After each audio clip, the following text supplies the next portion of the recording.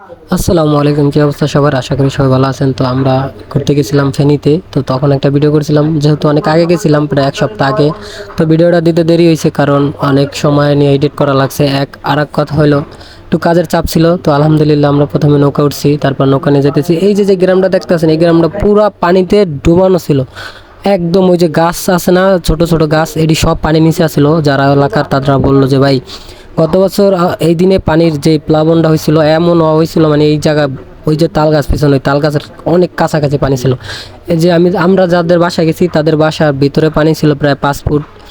আর রাস্তা তো ডুবে গেছিলো, সব কিছু রাস্তা উঁচা ছিল। আর এই যে দেখেন, মাছ ধরার জন্য একটা জাল পাচ্ছে, এরকম জাল পাতা আমি মনে করি যে ভালো না, কারণ ট্রলার যাইলে কোনো দুর্ঘটনা ঘটতে পারে। তো মানুষ কি মাছ ধরার জন্য এমন এমন ফন্দি বা এমন এমন কৌশল অবলম্বন করতেছে যা দেখতে খুবই বাজে, কিন্তু কি করবো, তারা তো জীবন চলতে হবে। তো আমরা ফাইনালি যাইতেছিলাম একটা খামার বাড়িতে। তো খামার বাড়ির ভিডিও আপনাদের কইছিলাম দিমু, তো ইনশাল্লাহ আজকে পাইবেন খামার বাড়ির ভিডিও, সম্পূর্ণ ভিডিও। আশা করি সম্পূর্ণ ভিডিওটা শেষ পর্যন্ত দেখবেন। আর আমার সাথে গেছিল আমার স্বাস্থ্য ভাই হৃদয়। আর আমরা টোটাল গেছিলাম 7 থেকে 8 জন। তো আমরা এই যে ফাইনালি খামার বাড়ির কাছে কাছে এসে পড়ছি। তো এখন আমরা নোঙর করব, নামবো, তারপর খামার বাড়ি ঢুকবো। খামার বাড়ির আশেপাশে একটু দেখতেছিলাম হাইটা। তো পুরো একদম ভাই পানি নিচে ছিল। ওই যে আপনার খামার বাড়ির যে গেটটি দেখতেছেন, এটি পানি নিচে ছিল। এখন বুঝেন কত পানি হয়েছে। তো ভিতরে আমরা ফাইনালি ঢুকলাম। ফাইনালি ঢুকে ওর আগে অনুমতি নেওয়া লাগছিল ভাই, কারণ এটা এক প্রবাসী ভাইয়ের খামার। তো অনুমতি নেওয়ার পরে আমরা ঢুকছি। দেখেন তাদের প্রথমে খামারের সাইডে আছে গরু, অনেকগুলো গরু ছিল।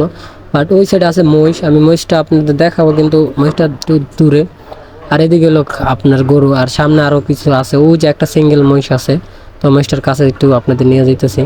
তো আর ভাই, এত সুন্দরভাবে জায়গাটা আপনার খামারটা করছে, বা অনেক টাকা ইনভেস্ট করছে।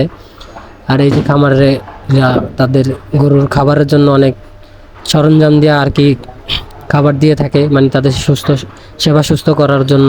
তো ওই যে ভিতরে বড় বড় মহিষ, তো ওই জায়গায় যাওয়া এলাও না। তারপর আমি ক্যামেরাটা লুকায়, মানে মোবাইলটা হাতে লুকায় যাইতেছিলাম। তারপর বলছিল ভাই ওদিকে দেখতে যান না, আমরা রিটার্ন ফেরত আসতেছিল, কিন্তু আমি কিছু ভাই আমি একটু যাই আসতে পারবো। আচ্ছা ভাই, কাছে যাওয়ার দরকার নাই, দূর থেকে ভিডিও করে চলে এসেছেন কিছু, ঠিক আছে ভাই।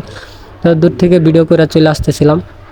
তো পাশে ফাইনালি আবার একটা মানে আপনার মিশিং আছে, এটাতে আপনার ধান গম ইত্যাদি কাটে। তো এই যে এই মিশিংটা যদি আপনারা একটু দেখেন, এটা হলো মানে ডিজিটাল মিশিং। এক সাইড দিয়ে ধান কাইটা আবার এক সাইডে প্যাকেটিং করে পাঠাবে। তো মানুষ প্রযুক্তির প্রতি অনেক নির্ভর হয়েছে, আলহামদুলিল্লাহ, যাক ভালো। মানে খামার বাড়িটার ভিতরে সবই আছে। তো ফাইনালি খামার বাড়ি ঘুরে দেখা শেষ এক কথায়। এখন আরও ঘুরছি, ভিডিও লম্বা করি নাই। যখন চলে যাওয়ার সময় তো একটু গেটের পারে যাইতেছিলাম। তো মাঝখানে হৃদয় বললো যে ভাই আর একটু থাকবেন। আমি বললাম যে না ভাই, আর থাকা লাগবে না। তো পরে আমরা ফাইনালি চলে আসলাম।